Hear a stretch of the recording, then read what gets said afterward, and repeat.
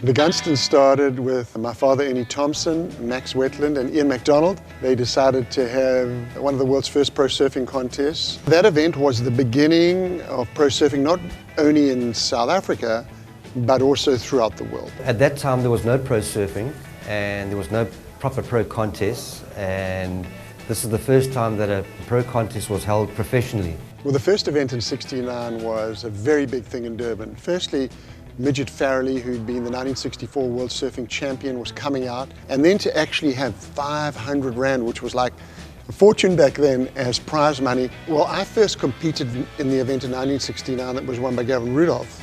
It was called the Durban 500 back then, and then it started as the Gunston in about 1970 or 71. The whole of Durban got behind that event. Tens of thousands of people would come down there to support the event. The Gunston, this was an event. It had all this excitement. People would come from overseas, people would come from inland to see the event. It was a big turning point for surfing. The Gunston's always been the premier event in South Africa as far as surfing is concerned. Gunston time was like the highlight of the year. My dad worked in Durban, so he dropped me off at the beach in the morning and fetched me after work.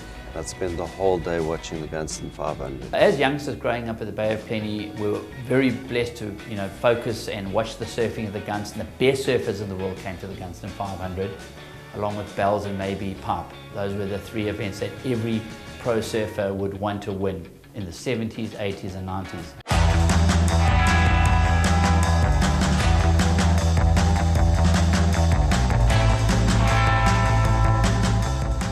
The Bay of Plenty in the 70s was the focal point for South African surfing. Back then it was like the longest tube ride in the world, longer than Kira, longer than Burley, and a very technical